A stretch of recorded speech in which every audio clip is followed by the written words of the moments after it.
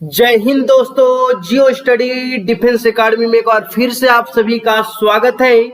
मैं हूं पंकज सर। दोस्तों, आज मैं एक बार फिर से आपके लिए लेकर के आ गया हूं ओरिजिनल क्वेश्चन पेपर। जी हाँ दोस्तों, आज जो हम लोग ओरिजिनल क्वेश्चन पेपर पढ़ने वाले हैं वो मुजफ्फरपुर के पढ़ने वाले हैं और यह पेपर शोल्डर टीडीएन यानी कि ट्रेडमैन में पूछी गई थी। यह पेपर 2020 में कंडक्ट हुआ था दोस्तों, तो सभी लोग जुड़ जाइए क्योंकि आज की पेपर बहुत ही महत्वपूर्ण होने वाला है, क्योंकि यह आसान भी नहीं है और न ही हार्ड है। दोस्तों, एक चीज और बतला रहे हैं, यह पेपर 2020 में हुई थी और यह ARO मुजफ्फरपुर जो कि बिहार रेजिमेंट के अंतर्गत आता है वहां पे संपन्न हुई थी दोस्तों। तो बिना समय गवाए हुए आज की सेशन की तरफ बढ़ते हैं। देखिएगा, प्रत्येक दिन की भांति इस दिन भी आपको सारे प्रश्न को कंप्यूटर के द्वारा टाइप करवा दिए हैं ताकि आपको दिखाई दे सके, और यह टाइपिंग अंग्रेजी और हिंदी दोनों माध्यम में किया गया है ताकि जो भी लैंग्वेज आपको आती है वो लैंग्वेज में आप इसे अच्छी तरीका से पढ़ सकें और समझ सकें। दोस्तों, सभी लोग कॉपी और कलम लेकर के बैठ जाएं क्योंकि आज की क्लास बहुत ही महत्वपूर्ण और बहुत ही शानदार होने वाली है। देखिएगा, आज की जो पहली प्रश्न है वो आपके स्क्रीन पर दिख रहा होगा, जिसमें बोला जा रहा है विश्व का सबसे बड़ा पक्षी। जल्दी जानते हैं तो कमेंट करें, जल्दी जल्दी आपको जवाब देनी है। विश्व की सबसे बड़ी पक्षी, अंग्रेजी जानते हैं तो अंग्रेजी में पढ़ सकते हैं, हिंदी जानते हैं तो हिंदी में पढ़िएगा। ठीक है, तो इसका सही आंसर देंगे। आपको एक चीज और बतला देते दोस्तों, अगर क्वेश्चन का आंसर दीजिएगा तो क्वेश्चन नंबर जरूर लिखेंगे ताकि हमें पता चल सके कि आपने फलाना क्वेश्चन का सही आंसर दिया है। चलिए, इसका सही आंसर क्या होगा? शुतुरमुर्ग होगा, जो कि ऑप्शन बी में दे रखा है। चलिए बढ़ते हैं अगली प्रश्न की तरफ। ध्यान दीजिएगा इस प्रश्न को। ये दोस्तों दूसरी नंबर प्रश्न है, आपके स्क्रीन पर आया हुआ है। इस प्रश्न का सही आंसर लगाइएगा। बिजली बल्ब में प्रयोग होने वाला फिलामेंट, बिजली के बल्ब में जो फिलामेंट का प्रयोग होता है वो कौन सा होता है? तो सभी को पता है टंगस्टन। इसका सही आंसर होगा ऑप्शन बी। चलिए नेक्स्ट क्वेश्चन की तरफ बढ़ते हैं। ये दोस्तों तीसरी नंबर प्रश्न है, इसका सही आंसर देंगे। 1994 ईस्वी में दक्षिण अफ्रीका, ध्यान से क्वेश्चन सुनेंगे, दक्षिण अफ्रीका के प्रथम श्याम वर्ण के राष्ट्रपति बनने वाले व्यक्ति का नाम क्या था? वह कौन व्यक्ति थे उसके बारे में जल्दी से कमेंट करेंगे, जल्दी बताइएगा। तो इसका सही आंसर क्या होगा? ऑप्शन डी हो जाएंगे, नेल्सन मंडेला। तो ऑप्शन डी जो विद्यार्थी लगाए उनका बिल्कुल सही है। नेक्स्ट क्वेश्चन की तरफ बढ़ते हैं। चौथी नंबर प्रश्न आपके स्क्रीन पर आया हुआ है। इस प्रश्न का सही आंसर देंगे। कहा जाता है कि पूर्व प्रधानमंत्री इंदिरा गांधी के अनुसार अनुरोध पर राष्ट्रपति ने आपातकाल की घोषणा कब की थी? ध्यान से सुनिएगा, राष्ट्रपति द्वारा जो आपातकाल लागू किया गया था उसकी घोषणा कब हुई थी? कौन, किसके द्वारा? इंदिरा गांधी के अनुरोध पर। सही आंसर, इसका सही जवाब देंगे। क्या होगा इसका सही आंसर? तो ऑप्शन इसका सी जो भी विद्यार्थी लगाए उनका बिल्कुल सही है। 25 जून 1975 ईस्वी को आपातकाल घोषित हुआ था दोस्तों। नेक्स्ट क्वेश्चन की तरफ बढ़िएगा। ये रही आज की 5वीं नंबर प्रश्न और इस प्रश्न का सही आंसर क्या होगा? कहा जा रहा है कि 1857 का आंदोलन किस स्थान में प्रारंभ हुआ था? इसके बारे में आपको बतलानी है। तो इसका सही आंसर ऑप्शन डी हो जाएगा। मेरठ की छावनी से 1857 की क्रांति शुरू हुई थी दोस्तों। नेक्स्ट क्वेश्चन, ये रही आपकी 6ठी नंबर प्रश्न जिसमें बोला जा रहा है कि निम्नलिखित में से कौन सा विकल्प बाघ आरक्षित क्षेत्र परियोजना के साथ सही रूप से सम्मिलन नहीं है? यानी कि इसमें से जो 4 ऑप्शन है, सही आंसर इसमें से कौन होगा? इसके बारे में जल्दी बतानी है दोस्तों। इसका सही आंसर क्या होगा? ऑप्शन बी, पेंच गढ़वाल। यहाँ पे बाघ का आरक्षित क्षेत्र नहीं है। ठीक है, नेक्स्ट क्वेश्चन की तरफ बढ़िएगा। ये रही 7वीं नंबर प्रश्न और इस प्रश्न में कहा जा रहा है कि द्विज किन्हें कहा जाता है? 4 ऑप्शन है, सही आंसर आप पढ़िए और इसका सही आंसर लगाने की कोशिश करें। तो इसका सही आंसर क्या होगा? ऑप्शन बी हो जाएगा। ब्राह्मण, क्षत्रिय और वैश्य को क्या कहा जाता है? द्विज कहा जाता है। चलिए नेक्स्ट क्वेश्चन की तरफ बढ़ते हैं, ध्यान देंगे। यह है दोस्तों 8वीं नंबर प्रश्न। इस प्रश्न का सही आंसर देंगे, भारत में कितने सालों के अंतराल में जनगणना का आयोजन किया जाता है? जो जनगणना भारत में होती है वो कितने वर्षों पर होती है? तो इसका सही आंसर क्या होगा? 10 वर्ष है। आपका 2011 में जनगणना हुई थी, अब अगला जनगणना 2021 में होना था, जो कि अभी तक नहीं हो रहा है। क्यों नहीं हो रहा है दोस्तों? तो कोरोना काल के कारण नहीं हो रहा है, आपातकाल अभी यहाँ पे घोषित है दोस्तों। ठीक है, नेक्स्ट क्वेश्चन की तरफ बढ़ते हैं। अगली प्रश्न यानी कि 9 नंबर प्रश्न।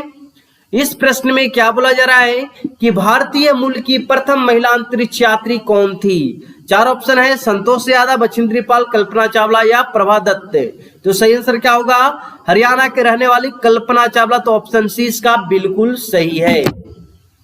ठीक है, नेक्स्ट क्वेश्चन की तरफ बढ़िएगा, ध्यान देंगे। ये है दोस्तों 10वीं नंबर प्रश्न। इस प्रश्न में बोला जा रहा है क्या कि अफगान की पहली लड़ाई खालिस्तान में हुई थी।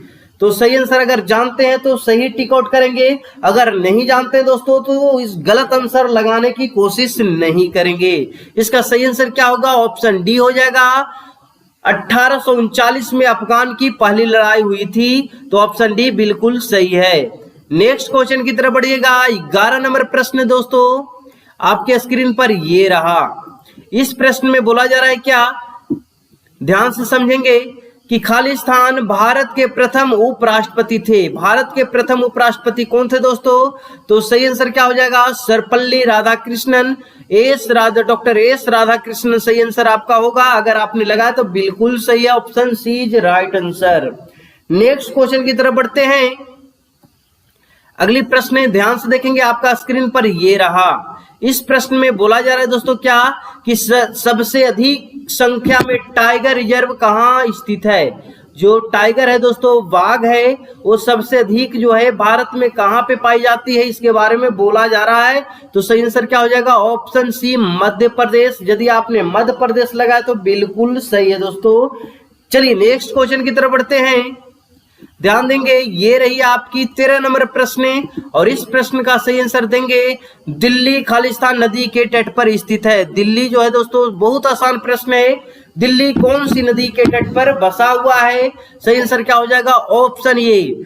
यदि आप नियमित मेरे साथ प्रीवियस ईयर की क्वेश्चन प्रैक्टिस कर रहे हैं तो मैं आपको गारंटी देता हूं, क्योंकि 80% जो प्रश्न होते हैं वो प्रीवियस ईयर की प्रश्न होते हैं, तो आपकी नौकरी पक्की है दोस्तों, निश्चिंत रहें। अगर आप कोरोना काल में कहीं पढ़ नहीं रहे हैं तो आप मेरे साथ प्रैक्टिस करें प्रीवियस ईयर की प्रश्न, चाहे वह कोई भी ट्रेड की है दोस्तों। अगर आपको जीके पूछा जाता है तो जीके के प्रश्न, साइंस है आपको तो साइंस की प्रश्न, मैथ है तो आपको मैथ के प्रश्न, यानी कि आपके सिलेबस में जो जो चीज है वो सारी चीज पढ़ने की कोशिश करेंगे। ठीक है, नेक्स्ट क्वेश्चन की तरफ बढ़िएगा। ये रही 14 नंबर प्रश्न। इस प्रश्न में बोला जा रहा है क्या कि भारत का मसालों का बगीचा के नाम से खालिस्तान को जाना जाता है। मसालों का बगीचा दोस्तों किसको कहते हैं? तो वो केरल को कहते हैं। ऑप्शन इसका सी बिल्कुल सही है। नेक्स्ट क्वेश्चन की तरफ बढ़ें दोस्तों। ये रही आज की 15 नंबर प्रश्न और यह जीके की लास्ट प्रश्न होगी। इस प्रश्न में बोला जा रहा है कि इनमें से गीता फोगाट का संबंध किस खेल से है? ठीक है, 4 ऑप्शन है, सही आंसर चूज करिए। इसका सही आंसर क्या हो जाएगा? कुश्ती। ऑप्शन सी इसका भी बिल्कुल सही आंसर होगा। नेक्स्ट क्वेश्चन अब सेक्शन बी में आ चुके दोस्तों। सेक्शन बी में यानी कि यहाँ पे रीजनिंग के प्रश्न पूछे गए हैं, तो आपको सारे प्रश्नों का सही आंसर देना है। इस प्रश्न में बोला जा रहा है कि अरुण ने कहा यह लड़की मेरे माँ के पोते की पत्नी है, अरुण का उस लड़की से क्या रिश्ता है, उसके बारे में आपको बताना है। तो देखिएगा, ये रहा अरुण, ठीक है, अरुण है। अब कहता है कि अरुण ने कहा, अरुण बोल रहा है कि यह जो लड़की है, यह लड़की जो है मेरी माँ यानी कि अरुण की माँ के पोता यानी कि अरुण का बेटा के पत्नी, इसका पत्नी लड़की कौन है? अरुण के माता के पोता के पत्नी। ठीक है, यहां तक क्लियर हो गए। तो अरुण का उस लड़की से, का किसके पास आया है? अरुण के पास। तो जिसके पास का रहेगा उसके पास पहुंचेंगे, किसे? लड़की से। तो लड़की क्या कहेगी अरुण को? तरुण का इको हो गए, ये हो गए ससुर। तो ऑप्शन यदि आपने ये लगाया तो बिल्कुल सही दोस्तों। नेक्स्ट क्वेश्चन की तरफ बढ़िएगा। ये रही 17 नंबर प्रश्न। इस प्रश्न में बोला जा रहा है क्या कि सिस्टर को कोडिंग ये लिखा जाए, अंकल की कोडिंग ये लिखा जाए, बॉय की कोडिंग ये लिखा जाए, तो सन की कोडिंग क्या होगी? तो यहां से खोज करके लिखना है। क्या यहाँ पे देखिएगा एस का कोडिंग क्या है? 5 है, तो आपको लिख लेना है 5। उसी तरह ओ का कोडिंग देखिएगा, ओ कहाँ पे है? ओ यहाँ पे है। ओ का कोडिंग है 2, तो आपको भी लिख लेना है 2। और एन की कोडिंग खोज लीजिए दोस्तों। एन की कोडिंग यहाँ पे है 4, तो इसको 4 लिख लेंगे, यानी कि 524 जहां पे रहे उसको टिक आउट कर लेनी है ना। तो चाहे आपकी कोई भी ट्रेड है दोस्तों, अगर रीजनिंग आपको सिलेबस में है तो यही सारा रीजनिंग आपको पढ़ने की जरूरत है। एक्स्ट्रा क्लास आपको नहीं पढ़ना है। बस अगर आपको प्रीवियस ईयर की प्रश्न मिल रहे हैं तो उसे आप पढ़ने की ज्यादा कोशिश करें। दिए गए विकल्पों में से नीचे दी गई श्रेणी का रिक्त स्थान को भरना है। तो देखिएगा क्या कह रहा है, 1 का स्क्वायर, यहाँ 2 का स्क्वायर, 3 का स्क्वायर, 4 का स्क्वायर, 5 का स्क्वायर, 6 का स्क्वायर, अगला क्या हो जाएगा 7 का स्क्वायर। 7 का स्क्वायर कितना होता है? 49 होता है। तो ऑप्शन सी इसका सही आंसर लगा लेंगे। नेक्स्ट क्वेश्चन आपकी 19 नंबर प्रश्न रही ये, और इस प्रश्न को सही आंसर बनाएंगे। कहता है कि नीचे दिए गए प्रश्न जेड के स्थान पर सही विकल्प को चुनना है। तो देखिएगा कहता है कि जिस प्रकार पक्षी जो है, पक्षी का जो अनुपात दे रखा है वर्ग, पक्षी जो है एक वर्ग में है, तो आदमी का वर्ग क्या होगा? तो आदमी जो है उसको कहेंगे होमोसेपियंस। तो होमोसेपियंस वर्ग में ये रखा जाता है। तो ऑप्शन सी इसका बिल्कुल सही आंसर होगा। नेक्स्ट क्वेश्चन की तरफ बढ़िएगा।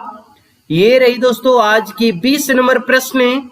इस प्रश्न में बोला जा रहा है कि वृक्षों की एक पंक्ति में एक वृक्ष दोनों तरफ से 5वें स्थान पर है, यानी कि इस तरफ से भी 5वें स्थान, इस तरफ से भी 5वें स्थान, यानी एक ही इंसान को 2 बार काउंट किया गया। तो 5 + 5 माइनस क्या कर लेना है 1 इक्वल टू कितना हो गया? तो 9 वृक्ष होंगे, जो कि ऑप्शन ए में दे रखा है। ठीक है, नेक्स्ट क्वेश्चन की तरफ बढ़िएगा। ये रही दोस्तों आज की 21 नंबर प्रश्न। इस प्रश्न को अपने से सोल्व करने की कोशिश करें। अब हम लोग जो आ गए हैं वो साइंस सेक्शन में आ गए हैं। साइंस की प्रश्न यहां से मिलने वाले दोस्तों। इस प्रश्न में बोला जा रहा है कि 3 प्रतिरोध क्रमशः 4 ओम, 5 ओम और 20 ओम का समानांतर श्रेणी में जोड़ा गया है। यदि आपको पता है कि समानांतर श्रेणी किसको कहते हैं तो आप बना लीजिएगा। क्या निकालना है? कुल प्रतिरोध। तो समानांतर श्रेणी किसको कहते हैं? 1/R1 1/R, इसको इस तरीका से लिख देते हैं, बराबर 1/R1 + 1/R2 + 1/R3। अब इसे हल करेंगे। 1/4 + 1/5 + 1/20। अगर इसका एलसीएम लेते हैं दोस्तों कितना हो जाएगा? 20 हो जाएगा। 5 का 20, 4 और 1। अगर इसको जोड़ते हैं 5 4 9 1 10, 10/20 हो गया। 1 0 से 1 0 काट लीजिए, यानी 1/R बराबर 1/2। क्रॉस मल्टीप्लाई कीजिएगा तो R इक्वल टू क्या हो जाएगा? 2 ओम। तो इसका कुल प्रतिरोध कितना हुआ दोस्तों? 2 ओम, जो कि ऑप्शन कहां दे रखा है? ऑप्शन ए में दे रखा है। ठीक है, चलिए बढ़ते हैं अगली प्रश्न की तरफ है, ध्यान देंगे। ये रही दोस्तों आपकी 22 नंबर प्रश्न, और इस प्रश्न का सही आंसर लगाने की कोशिश करें। कहा जाता है शरीर में लोहे की कमी से खालिस्तान होता है। तो लोहे की कमी से क्या होता है? एनीमिया रोग। तो ऑप्शन ए में इसका सही आंसर दे रखा है। नेक्स्ट क्वेश्चन की तरफ बढ़ते हैं। ये रही दोस्तों 23 नंबर प्रश्न। किसी रोग के प्रति हमारे शरीर की प्रतिरोधकता को खालिस्तान कहते हैं। इसका सही आंसर लगाइएगा जल्दी से, क्या होगा इसका सही आंसर? तो इसका सही आंसर होगा ऑप्शन डी, प्रतिरक्षा। ठीक है, कहा जाता है इम्यूनिटी पावर को बढ़ाने के लिए दोस्तों, इम्यूनिटी पावर अगर मजबूत है तो आपका शरीर जो है रोग से लड़ने के लिए मजबूत होगा। नेक्स्ट क्वेश्चन की तरफ बढ़िएगा, ये रही आपकी 24 नंबर प्रश्न है। इसमें कहा जा रहा है कि एक मानव कोशिका में खालिस्तान गुणसूत्र पाए जाते हैं। तो 23 जोड़ी होता है दोस्तों, 23 जोड़ी, जो कि आपकी 23 दूना 46, जो कि ऑप्शन कहाँ दे रखा है? ऑप्शन डी में दे रखा है। अगली प्रश्न की तरफ बढ़िएगा, ये रही दोस्तों आज की 25 नंबर प्रश्न है। जिस प्रश्न में बोला जा रहा है कि गठिया खालिस्तान की बीमारी है। गठिया कहाँ पे होती है? तो गठिया जो रोग है वो जोड़ों में होती है, तो ऑप्शन इसका डी बिल्कुल सही है ना। यदि आपकी पढ़ाई अच्छी चल रही है तो कोई बात नहीं दोस्तों, अगर आपकी पढ़ाई कहीं भी किसी तरीका से बाधित हो रही है या सही गाइडलाइन नहीं मिल रहा है, आपको मैथ पढ़ने में, जीके पढ़ने में, साइंस पढ़ने में या रीजनिंग पढ़ने में कहीं दिक्कत हो रही है, तो आप हमें कांटेक्ट कर सकते हैं, मेरी व्हाट्सएप नंबर पे आप मैसेज कर सकते हैं और हमसे आप पीडीएफ भी ले सकते हैं दोस्तों। ठीक है, क्योंकि आपको कम ही समय बचा हुआ है और कम समय में अधिक तैयारी करनी है, तो क्या चीज आपको पढ़ना चाहिए जिससे आपको अच्छी तैयारी हो, इसके लिए आपको पीडीएफ से पढ़ना बहुत जरूरी है, या किसी प्रकार का नोट्स है दोस्तों तो वो भी बहुत बढ़िया होता है। ठीक है, तो अगर आपके पास ये सारी चीज अवेलेबल नहीं है तो आप हमसे कांटेक्ट कर सकते हैं, हमसे आप ले सकते हैं दोस्तों। चलिए इस क्वेश्चन को देखिएगा, खालिस्तान की मदद से सौर ऊर्जा को विद्युत ऊर्जा में बदला जा सकता है। सौर ऊर्जा को विद्युत ऊर्जा में किससे बदला जाएगा? तो सोलर सेल, ऑप्शन ए में इसका सही आंसर दे रखा है। नेक्स्ट क्वेश्चन की तरफ बढ़िएगा, 27 नंबर प्रश्न ये आपके स्क्रीन पर ही। कहा जा रहा है कि विद्युत चुंबकीय तरंग खालिस्तान के रूप में निकलती है, तो इसका सही आंसर क्या होगा? एक्स किरण के रूप में निकलती है, तो ऑप्शन इसका डी बिल्कुल सही है। नेक्स्ट क्वेश्चन की तरफ बढ़िए, ये रही दोस्तों आज की 28 नंबर प्रश्न। इस प्रश्न में बोला जा रहा है कि जस्ता और गंधक का यौगिक मुख्यतः खालिस्तान में प्रयोग होता है, तो ये किसके लिए होता है? गंधक नाशक के लिए, तो ऑप्शन इसका सी बिल्कुल सही है। यदि 28 का सी लगाए तो बिल्कुल सही आंसर है दोस्तों। नेक्स्ट क्वेश्चन की तरफ बढ़िए, ये रही आपकी 29 नंबर प्रश्न। इस प्रश्न में बोला जा रहा है क्या कि यदि किसी झील की सतह का पानी जमने वाला है तो उसके तल का तापमान कितना होगा? तो तल का तापमान दोस्तों क्या होगा? 4 डिग्री सेंटीग्रेड होगा। नेक्स्ट क्वेश्चन की तरफ बढ़िएगा, ये रही आपकी 30 नंबर प्रश्न। इस प्रश्न को ध्यान से देखें, कहा जा रहा है कि ध्वनि का अधिकतम वेग खालिस्तान में होता है, तो ध्वनि का अधिकतम वेग किस में होता है दोस्तों? तो ठोस में होता है, ऑप्शन बी इसका बिल्कुल सही है। अगर आपको ठोस ऑप्शन में नहीं रहे तो इस्पात होगा, अगर इस्पात भी ऑप्शन में नहीं रहे तो क्या होगा? लोहा हो जाएगा। ठीक है, नेक्स्ट क्वेश्चन की तरफ बढ़िएगा। नेक्स्ट क्वेश्चन आपके स्क्रीन पर ये रहा दोस्तों। इस प्रश्न में बोला जा रहा है क्या? कहा जा रहा है कि निम्न में से कौन सी बीमारी जीवाणु से फैलती है? जीवाणु से फैलने वाली बीमारी का नाम बताना है। 4 ऑप्शन आपके पास है, सही आंसर आपको लगानी है। क्या होगा इसका ट्रिक? आपको जो देखिएगा, आप अगर प्ले लिस्ट में जाते हैं तो ट्रिकली जो जीके जीएस की ट्रिकली वीडियो है वहां पे आपको बताए हैं पंडित कार्तिक न्यू है, या आपको ट्रिक याद रखनी है, जीवाणु से होने वाला रोग आपको पता चल जाएगा। तो इसका सही आंसर क्या होगा दोस्तों? इसका सही आंसर ऑप्शन क्या होता है कि निम्न में से कौन सी बीमारी जीवाणु से फैलती है। ठीक है, अब यहाँ पर देखने वाली एक चीज बात है कि यहाँ पे जीवाणु लिखा है जो कि पंडित कार्तिक न्यू है, इसका ट्रिक होता है, लेकिन इसी का अंग्रेजी में आ जाइए, इसी क्वेश्चन की अंग्रेजी में आ जाइए तो यहाँ पे क्या लिखा है? वायरस लिखा है। वायरस का मतलब क्या होता है? विषाणु, है ना। वायरस का मतलब विषाणु और जीवाणु मतलब क्या होता है? ये होता है बैक्टीरिया, है ना। तो आपको एक ही प्रश्न में कभी पूछ रहा है जीवाणु और यहाँ पे पूछ रहा है विषाणु, तो ऐसे स्थिति में क्या करना है? आपको बार बार बताए हैं कि अंग्रेजी की क्वेश्चन मान्य होती है, ठीक है, क्योंकि टाइफाइड जो है वो आपको जीवाणु से होती है, निमोनिया जीवाणु से, प्लेग जीवाणु से, लेकिन एड्स जो होती है वो विषाणु से होती है। तो इसका सही आंसर एड्स होगा और इसका विषाणु वाला आंसर लगाएंगे दोस्तों, ठीक है। तो आपको ध्यान से समझनी है, ध्यान से पढ़नी है क्वेश्चन को। अगर आपको टाइम मिले तो दोनों क्वेश्चन एक बार देखने की कोशिश करें ताकि आपका आंसर गलत ना आए, ठीक है। नेक्स्ट क्वेश्चन की तरफ बढ़िएगा। ये रही दोस्तों 32 नंबर प्रश्न। इस प्रश्न में बोला जा रहा है कि सल्फर डाइऑक्साइड पानी में विघटित होने से खाली स्थान बनता है। तो इसका सही आंसर लगाएंगे। इसका सही आंसर क्या होगा? ऑप्शन ए हो जाएगा, सल्फ्यूरिक एसिड बन जाता है। तो option A is right answer. Next question की तरफ बढ़िएगा।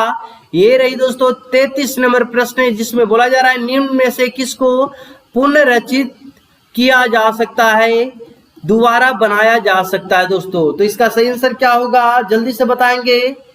33 नंबर प्रश्न का सही आंसर क्या होगा? धातुएं। तो ऑप्शन इसका सी बिल्कुल सही है।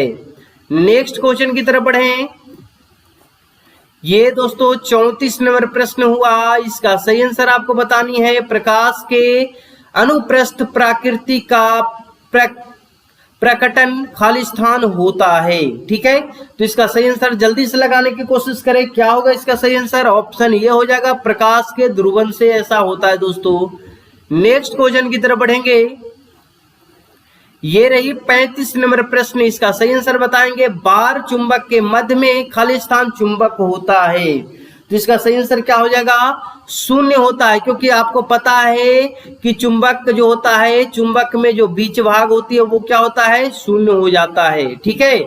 मध्य भाग क्या होता है? शून्य होता है। तो ऑप्शन डी बिल्कुल सही है दोस्तों। नेक्स्ट क्वेश्चन की तरफ बढ़ें। ये रही 36 नंबर प्रश्न और यहां से आपकी मैथ की सेशन स्टार्ट होती है। मैथ की 15 प्रश्न आपको टीडीएन में पूछे जाते हैं। टीडीएन हो, टेक्निकल हो या आपको जीडी हो, सभी में 15 प्रश्न पूछे जाते हैं मैथ के दोस्तों। चलिएगा देखेंगे। एक परीक्षा में 400 विद्यार्थी उत्तीर्ण हुए और 60% विद्यार्थी फेल हुए, तो परीक्षा में कुल कितने विद्यार्थी ने भाग लिया, इसके बारे में बतानी है। देखिएगा, ये हो गया फेल। टोटल कितने परसेंट होते हैं? 100%, जिसमें 60% फेल कर गए, तो पास कितने किए होंगे? 40%। और पास किए हैं 400 कितने प्रतिशत का वैल्यू हुआ? 40% का। क्या निकालना है? टोटल। इस तरीका से यहाँ पे काट लेते हैं दोस्तों। क्या हो जाएगा? 1000 विद्यार्थी जो हुआ वो टोटल परीक्षा में शामिल हुए थे, जो कि ऑप्शन सी में दे रखा है। चलिए नेक्स्ट क्वेश्चन की तरफ बढ़ते हैं। ये रही दोस्तों 37 नंबर प्रश्न, जिसमें बोला जा रहा है 15 का स्क्वायर आपको निकालना है। 15 15 ये 2 25 होता है, जो कि ऑप्शन ए में दे रखा है। अगली प्रश्न की तरफ बढ़ेंगे। ये रही आपकी 38 नंबर प्रश्न। ध्यान से इस प्रश्न को पढ़िएगा और ध्यान से आंसर देने की कोशिश करेंगे। कहा जा रहा है 50,000 रुपया आपके पास था, या आप किसी से पैसा ले करके आए हैं, बैंक से पैसा लेकर के आए हैं, 10% आपको ब्याज है, 2 साल में आपको यह रिटर्न करनी है, तो आप कितना रुपया ब्याज और मूल दोनों आप रिटर्न करेंगे? तो देखिएगा, आपको बताए हैं R गुना T कर दीजिएगा, यही होता है ब्याज, है ना। यही क्या होता है? ब्याज होता है। यानी कि 10 दूना 20% आपको ब्याज देना है। 50,000 का 20% कितना हो गया? 5 1 10 10,000 रुपया। यानी कि 50,000 रुपया आपका मूलधन हो गया और 10,000 रुपया आपका क्या हो गया? ब्याज हो गया। टोटल कितना रिटर्न कीजिएगा? तो 60,000 रुपया आपको रिटर्न करना होगा, जो कि ऑप्शन डी में दे रखा है। चाहे तो आप ऐसे बना सकते हैं, R गुना T इक्वल टू ब्याज होता है, इस तरीका से भी बना सकते हैं। या नहीं तो आपको कैसी बनानी है दोस्तों? ये अमाउंट निकालनी है, तो आप कैसे बना सकते हैं, एक बार फिर से उसको भी बता देते हैं। फॉर्मूला उसके लिए होता है, क्या होता है फॉर्मूला? SI बराबर PRT बटा 100 होता है। अब यहाँ पर देखिएगा, मूलधन दे रखा है 50,000 रुपया आपको ये है रेट 10%, 2 वर्ष में आपको ब्याज निकालनी है। तो इस तरीका से आपका ब्याज कितना आ गया, 10,000 आ गया। अब अमाउंट आपको लौटानी है दोस्तों, 50,000 रुपया आपने पहचान लिया था बैंक से, 10,000 रुपया आपको ब्याज देना है। तो आप बैंक में कितना लौटाइएगा, वो लौटाइएगा 60,000 रुपया, जो कि ऑप्शन सी में डी में दे रखा है। ठीक है, सारी चीज आपको समझ में आ रही है। चलिए नेक्स्ट क्वेश्चन की तरफ बढ़ते हैं। ये रही दोस्तों नेक्स्ट क्वेश्चन, 39 नंबर प्रश्न आपको देखिएगा। एक विद्यार्थी बोल रहे हैं पीडीएफ कहां से खरीदेंगे सर। देखिएगा पीडीएफ जो है चार्जेबल है, और पीडीएफ में ऑल ट्रेडों का, यानी कि जो भी आपका ट्रेड है, सभी ट्रेडों का पीडीएफ मेरे पास अवेलेबल है। उसमें आपको क्या क्या मिलेगा, सबसे पहले तो आपको जो चीज पढ़ना है, यदि आप टेक्निकल हैं तो फिजिक्स, केमिस्ट्री, जीके और मैथ, रीजनिंग, साथ में मॉडल प्रैक्टिस सेट और प्रीवियस ईयर प्रैक्टिस सेट, इतना चीज मिल जाएंगे, है ना। उसी तरीका से सभी ट्रेडों में जो उसका पैकेज है वो सारा चीज मिलेंगे, और साथ में मॉडल प्रैक्टिस सेट और प्रीवियस ईयर की क्वेश्चन मिलने वाले हैं दोस्तों। तो आप मेरी व्हाट्सएप नंबर 84 74 88 061 573 पर कांटेक्ट कर सकते हैं। यहाँ पे आप मैसेज कर सकते हैं, सारी रिप्लाई दी जाएगी। ठीक है, निश्चिंत हैं आप। चलिए देख लीजिएगा यहाँ पे। हाँ, एक चीज और बतला दे, पीडीएफ हमारे पास सिर्फ और सिर्फ हिंदी मीडियम में अवेलेबल है। तो अगर आप हिंदी जानते हैं दोस्तों, तभी आप पीडीएफ खरीदिएगा। ठीक है, इस प्रश्न को देखिएगा, 41 से 80 तक की सभी सम संख्याओं का योग क्या होगा। ठीक है, इस प्रश्न को आपको बनानी है, आसानी से बनानी है, बहुत ही शानदार प्रश्न है दोस्तों। और जो भी प्रश्न रहे, सारे प्रश्नों का आपको सॉल्यूशन देंगे, तो आप निश्चिंत रहिएगा। ठीक है, सबसे पहले आपको क्या करनी है, सम संख्याओं का योग निकालनी है। सम संख्याओं का योग का फॉर्मूला होता है क्या, फॉर्मूला यदि आपको पता है तो अच्छी बात है, नहीं पता है तो आपको बता देते हैं। x प्लस 1 होती है ना। तो ये होती है, अब आपको x बराबर क्या होती है दोस्तों, तो n/2। ठीक है, यानी कि कितने सम संख्या है वो संख्या आपको पता करनी होगी। तो सबसे पहले देख लेते हैं, 1 से लेकर 40 तक निकाल लेते हैं, और 1 से लेकर के 80 तक निकाल लेते हैं, और 80 में से 40 को घटा देंगे तो आपको क्या बच जाएगा, 42 से 80 बच जाएगा दोस्तों। ठीक है, इस तरीका से निकालते हैं, ध्यान दीजिएगा।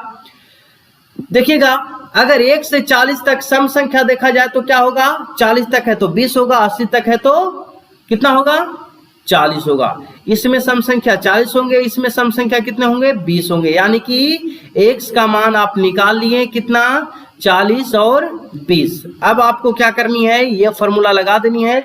सबसे पहले 1 से 80 तक निकाल लीजिए, यानी कि 40 × 40 + 1, और माइनस कर लीजिए 20 तक निकाल करके, 20 × 20 + 1। अब इसे कैलकुलेशन कर लेंगे, 40 × 41 - 20 × 21।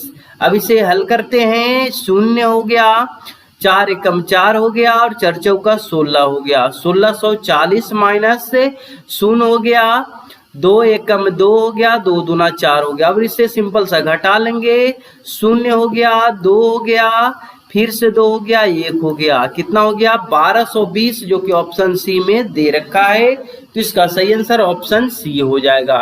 ठीक है, समझ में आया। चलिए नेक्स्ट क्वेश्चन, बहुत जल्द दोस्तों मैथ की क्लास स्टार्ट करने वाले हैं, तो आप निश्चिंत रहें, मैथ की क्लास बिल्कुल फ्री होने वाली है। टेंशन नहीं लेना है, मैथ और रीजनिंग आपको सारी पढ़ाएंगे दोस्तों।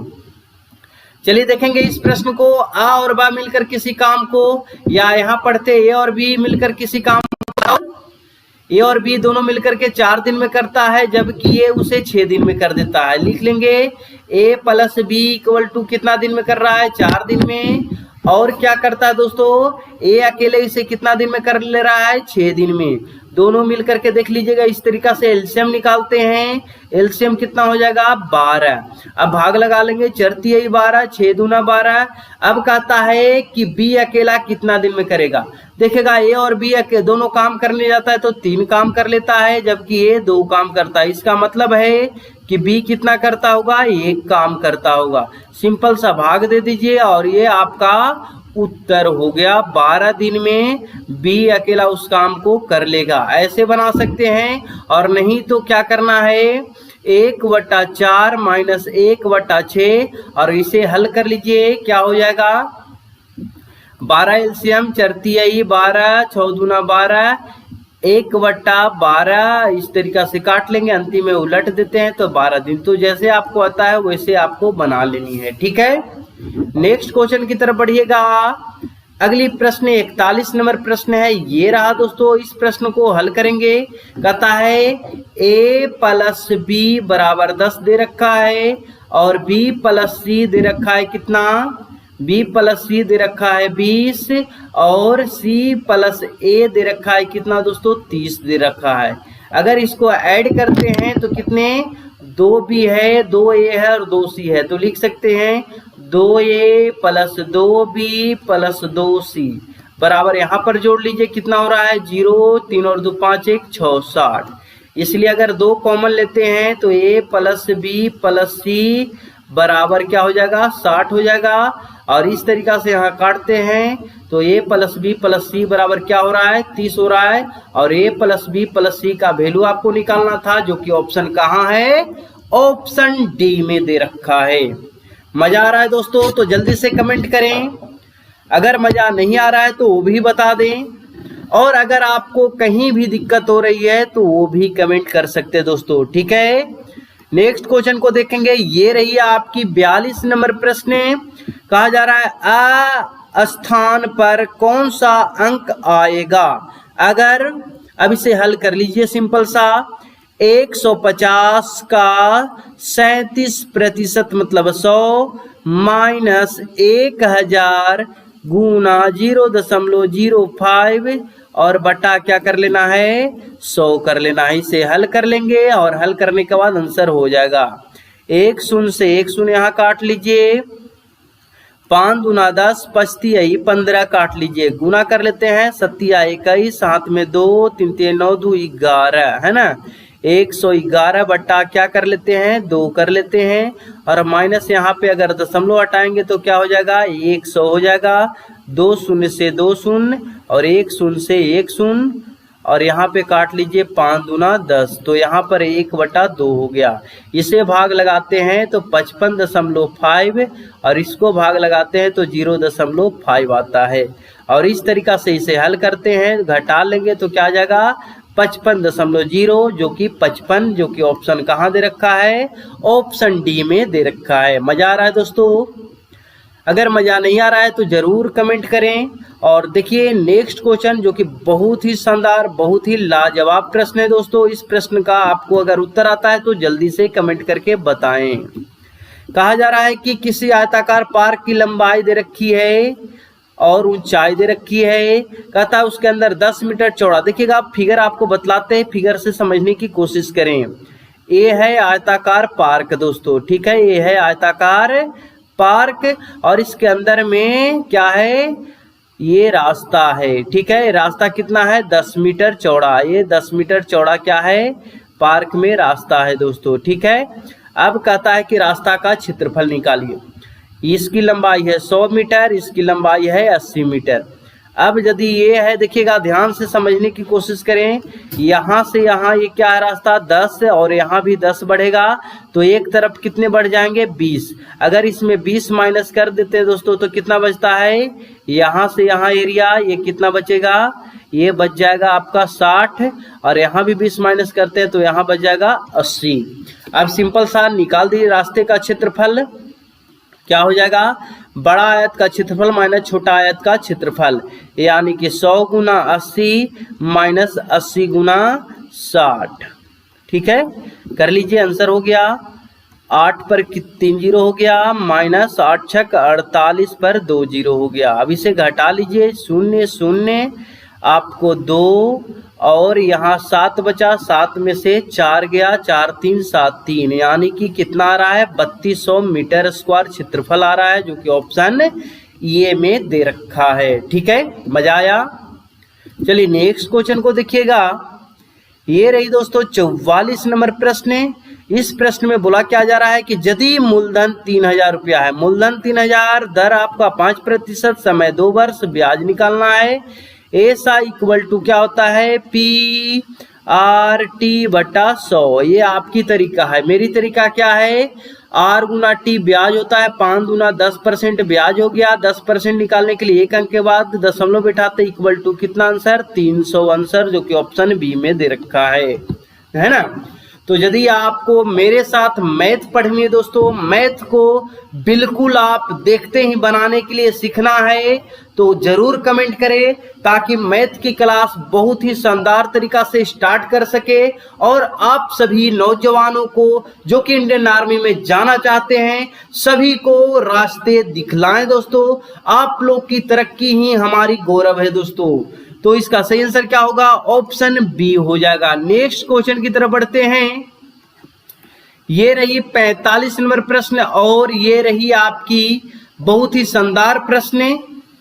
इस प्रश्न में देखिएगा 45 नंबर पर, इस प्रश्न में बोला जा रहा है कि ये अनुपात है और इसे हल कर करके आपको लानी है 81:810। अब इसे क्या करनी है, काटनी है, क्योंकि अनुपात सबसे छोटी इकाई होती है, वह जितना कटे उसे उतना काटना है। इसे काट लेते हैं, कितना मर्तबे कट जाएगा 10 मर्तबे, यानी कि ये साइड में कुछ नहीं तो 1 और ये साइड में 10 बचा, यानी कि 1:10, जो कि ऑप्शन ये में दे रखा है। ठीक है, देखिएगा यहाँ पर ध्यान देंगे, 1 यहाँ 1 यहाँ 10:1 है, यहाँ 1:10 है, तो ध्यान से आपको सही टिक लगानी है। ऑप्शन ए इसका बिल्कुल सही आंसर होगा।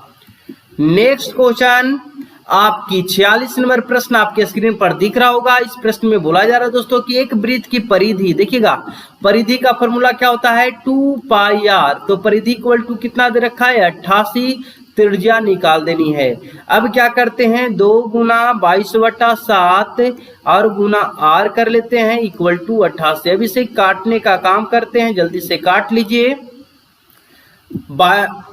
इसे काट लीजिए। पहले कितने मर्तबे कटेगा, पहले 2 से काट लो, 44 दूना 88, 22 दूना 44। ठीक है, तो ये आपको क्रॉस मल्टीप्लाई कर लीजिए, R इक्वल टू 7 गुना 2, 7 गुना 14, यानी कि जो 14 मीटर है वो इसकी क्या हो जाएगी, त्रिज्या हो जाएगी, जो कि ऑप्शन क्या कहाँ दे रखा है, ऑप्शन ए में दे रखा है। ठीक है, यदि आपका ऑप्शन ए है तो बिल्कुल सही है दोस्तों।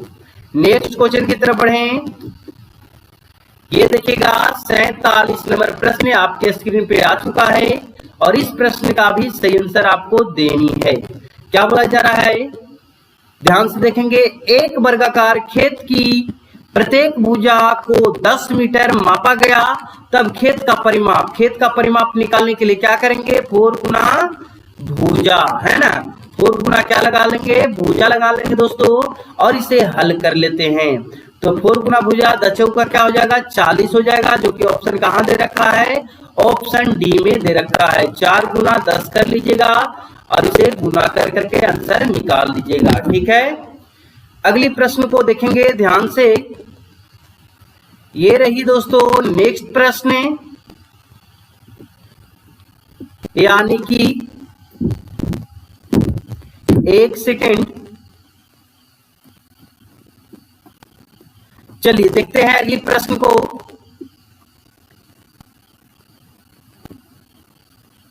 ये 48 नंबर प्रश्न है दोस्तों। इस प्रश्न का सही आंसर आपको देना है। कहा जा रहा है क्या कि यदि एक समबाहुभुज का आंतरिक कोण एक षष्ठभुज के आंतरिक कोण से 9/8 ज्यादा है ना, या 9/8 ज्यादा पाया जाता है, तो समबाहुभुज की भुजाओं की संख्या आपको ज्ञात करनी है। तो इसकी संख्या जल्दी से ज्ञात करिए, क्या इसकी संख्या होगी।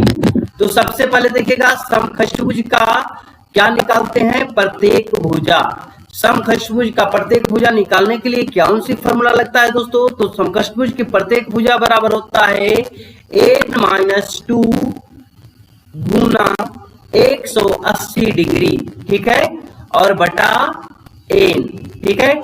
इस तरीका से इसको निकाल लेते हैं 6-2 बटा 6 गुना 180 डिग्री, ठीक है। अगर इसको काट लेते हैं 6×3=18 और इससे गुना करते हैं कितना आ जाएगा, यहाँ पे 30 हो गया, तो 4 और 4×3=12 120 डिग्री हो गया प्रत्येक भुजा समखष्टभुज का। अब कहता है कि जो समखष्टभुज का प्रत्येक भुजा है उससे 9/8 ज्यादा है, तो इसका 9/8 निकाल लीजिए दोस्तों। क्या हो जाएगा, यहां से काट लेंगे 4 दूना 8, 4×3=12 और 15 दूना यहां से काट लीजिए 30, ठीक है। अब इस तरीका से 15×35 से 135 इसका यहाँ पे हो रहा है दोस्तों, ठीक है, ध्यान दे रहे हैं। अब ध्यान दीजिएगा दोस्तों, अब ध्यान देने वाली बात क्या है कि यहाँ पे निकाल दिए प्रत्येक कोण का मान। अब इसका बहिष्ठ कोण यानी बाहरी कोण निकालते हैं कि बहुभुज के बाह्य कोण क्या हो जाएगा, बाह्य कोण। तो बाह्य कोण निकालने के लिए क्या करते हैं, 360 क्या कर लेंगे 180, बाह्य कोण के लिए क्या करते हैं 180 माइनस 135 कर लेते हैं, तो बाह्य कोण निकल जाएगा। और बाह्य कोण कितना आ रहा है, घटा लीजिए 5, यहाँ पे बच गया कितना 7, 7 में से 3 गया 4, 45 डिग्री इसका बाह्य कोण हो रहा है दोस्तों।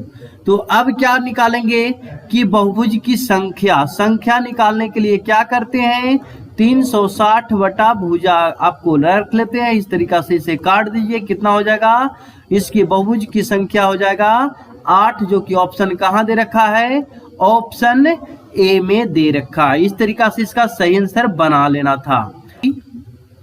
49 नंबर प्रश्न ये आपके स्क्रीन पर दिख रहा होगा। इस प्रश्न का सही आंसर देना है आपको।